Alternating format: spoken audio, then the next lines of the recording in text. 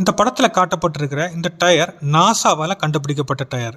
இந்த டயரை நாம் நம்மளோட வண்டியில் ஃபிக்ஸ் பண்ணோம் அப்படின்னா இது எப்போவுமே பஞ்சர் ஆகாது. அது மட்டும் இல்லை, நம்ம வண்டியோட டயரை அடிக்கடி மாற்ற வேண்டிய தேவையும் இருக்காது. ஆக்சுவலாக நாசா இந்த டயரை கண்டுபிடிக்கிறதுக்கான மெயின் ரீசன் மார்ஸில் அனுப்பப்படுற ரோவரில் உபயோகிக்கிறதுக்கு தான்.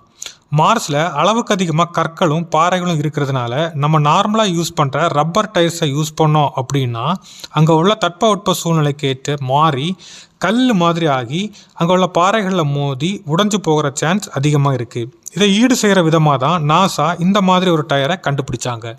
இந்த டயரில் நிட்டினால்ன்ற ஒரு உலோகப் பொருளை வச்சு தான் தயாரிச்சிருக்காங்க. அதனால் எவ்வளவு தான் பாறைகள் மேலே மோதி வளைஞ்சாலும் நார்மல் ஷேப்புக்கு திரும்புகிற தன்மை கொண்டது இந்த டயர். இதை பூமியில் ஓடுற வண்டியில் யூஸ் பண்ணலாமா அப்படின்னு கேட்டால் கண்டிப்பாக பண்ணலான்னு தான் சொல்கிறாங்க. அப்படி யூஸ் பண்ணோம் அப்படின்னா இதுக்குன்னு ஆகிற செலவு ரொம்பவே கம்மியாக தான் இருக்கும்னு நாசா சொல்லுது.